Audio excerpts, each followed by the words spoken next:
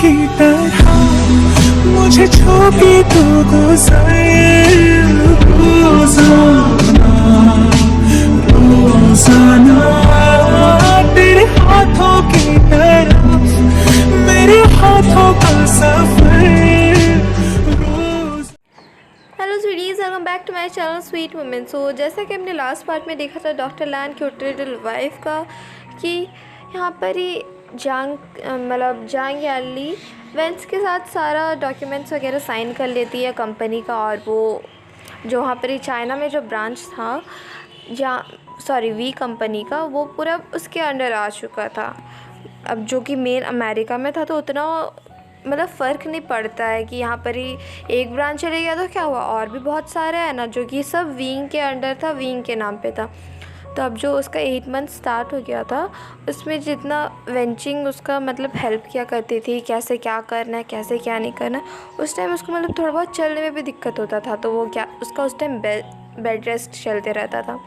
तो अब वहाँ पर करता क्या था ना, हमेशा कॉपी बुक या कुछ ना कुछ वो पढ़ता रहता। तो वो डॉक्टर था, अगर यहाँ पर वो प्रेग्नेंट नहीं होता ना, तो वो अभी कहीं वो सक्सेसफुली पूरा डॉक्टर बन जाता, उसका जॉब भी पूरा अच्छे से हो लग जाता।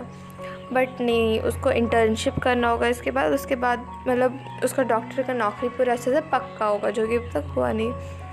तो वही वो थोड़ा डॉक्टर का बुक निकाल के पढ़ने लगता है।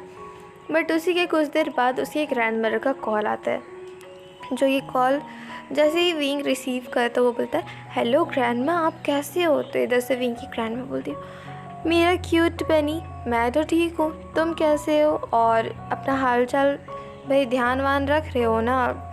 और अच्छा खाना खाना, अगर वेंचिंग मना करे तो वेंडिंग को बोलना आने खाना चाहिए तुम्हें, पहले बोल दे रहे हो, थोड़ा खाना, ज़्यादा मत खाना। हामी भर रही है तो ये नहीं कि भाई तुम भी पूरा एक टोकरी लेके बैठ जाओगे, वही पूरा बस दबा के खाते रहोगे, खाना वाना नहीं खाओगे।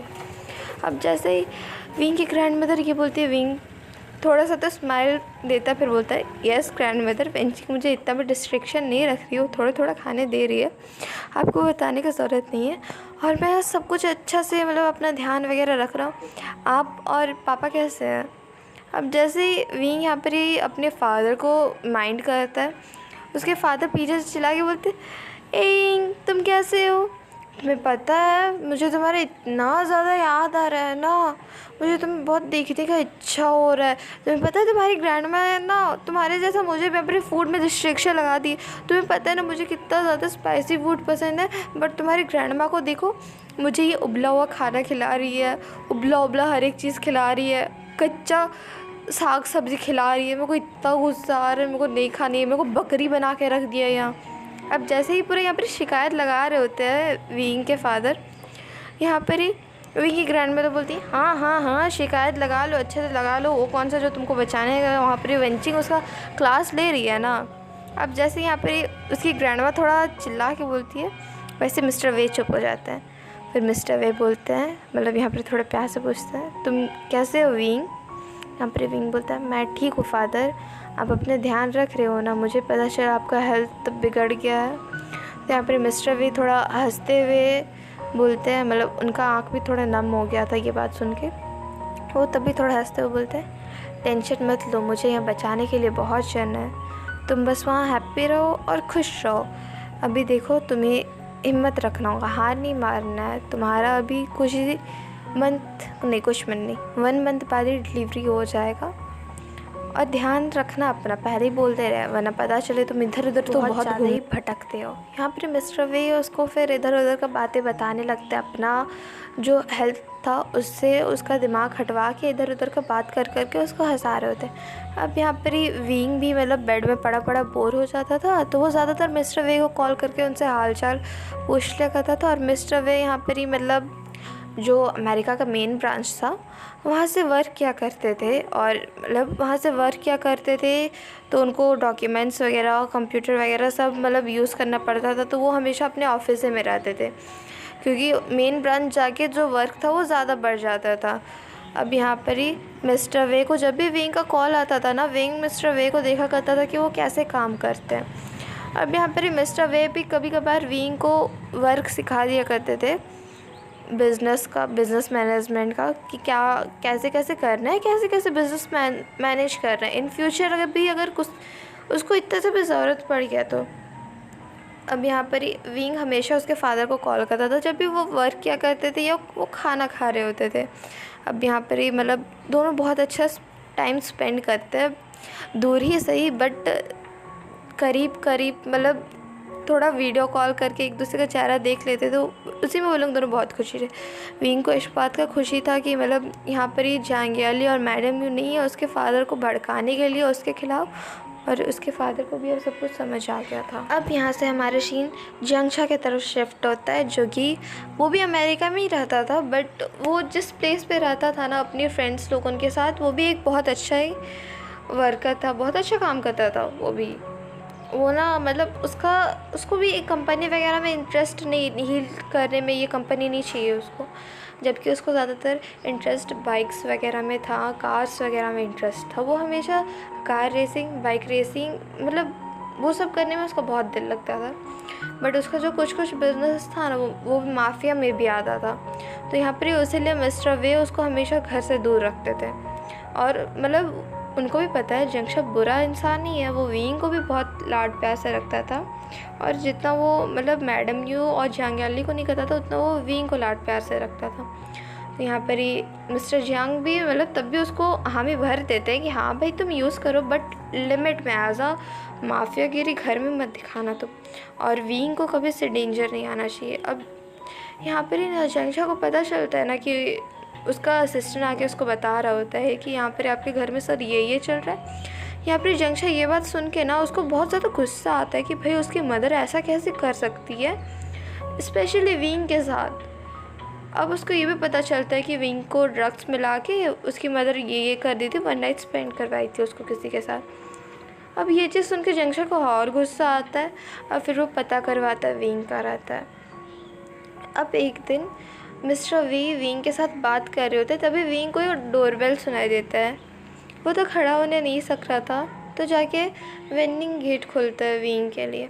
अब जैसे वो गेट खोलता है वो देखता है एक बंदा खड़ा था काला कपड़ा में, मस्त एकदम टिपटाप दिख रहा था। अब वो वेनिंग पूछता है आपको कौन चाहिए जी। अब वहाँ से जंगशा बोलता है विंग यहीं रहता है। तो यहाँ पर वेनिंग पहले तो थोड़ा घबराता है भाई ये कौन है, फिर जैसे वो नोटिस करता है उसके पॉकेट्स में गन वगैरह है, वो तो अब घबरा जाता है। अब उसको इतना तो डर लग गया था, मतलब वो सोचने लगता है ना कि भाई ये विंग को कन्फर्म में मारने है, इसको जांग्स ने भेजा है, मतलब जांग्याली भेज सकती है, मैडम क्यों भेज सकती है। अब वो बोलता है विंग नाम का यहाँ कोई बंदा नहीं रहता। अब उसी टाइम विंग अंदर से चिल्लाता है वेनिंग कौन है दरवाजे में, काहे इतना देर लग रहा है।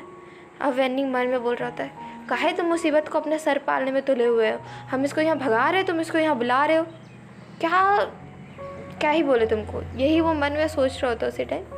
अब यहाँ पर ही ना जैसे जंगशा विंग का आवाज़ सुनता है उसको ना थोड़ा रोना आ जाता है, क्योंकि वो लिटरली इसका आवाज़ 10 साल बाद सुन रहा था। वो लोग कब वहाँ शिफ्ट हुए थे विंग के फैमिली के साथ रहने के लिए।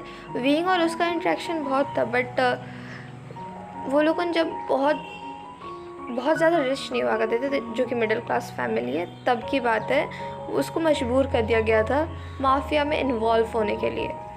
तो उसके बाद से वो मतलब माफिया में वर्क वगैरह करने लगा, बट वो अपना हॉबी नहीं छोड़ सकता था, जो कि बाइक रेसिंग और कार रेसिंग है, जो कि भाई कभी कभार इलीगल प्लेसेस में भी होता है, वहाँ पर भी वो चल जाया करता था।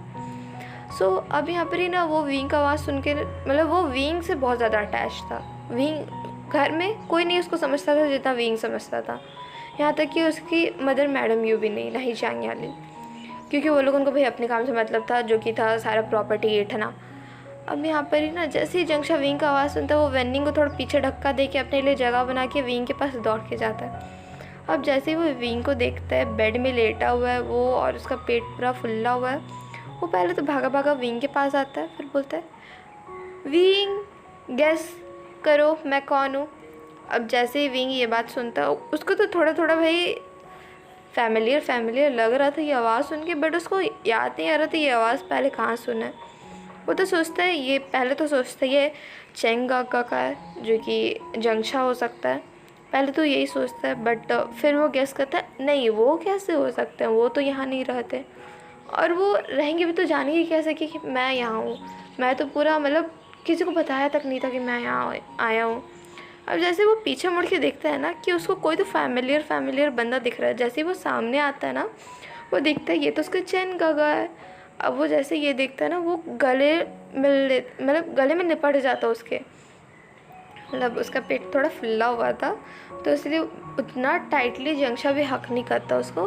फिर जंक्षा पूछता है क्या हुआ तुम्हारे पेट को इतना कैसे फूल गया। तो विंग यहाँ पर थोड़ा शाई होके बोलता है गगा गेस करो। फिर जंक्षा बोलता है ट्यूमर हो गया क्या, तब फूल गया, डॉक्टर के पास नहीं गए। आप एक डॉक्टर के घर आके आप उसको डॉक्टर के घर जाने बोल रहे हो, क्या ही कहूँ मैं आपके बारे में। ट्यूमर नहीं हुआ है, जल्दी ही आप अंकल बनने वाले हैं। अब जैसे ही जंक्षा ये सुनता है ना, वो थोड़ा मतलब खुशी से वो पागल हो जाता है, क्योंकि उसका असिस्टेंट ये बात उसको बताया नहीं होता है कि विंग प्रेग्नेंट था।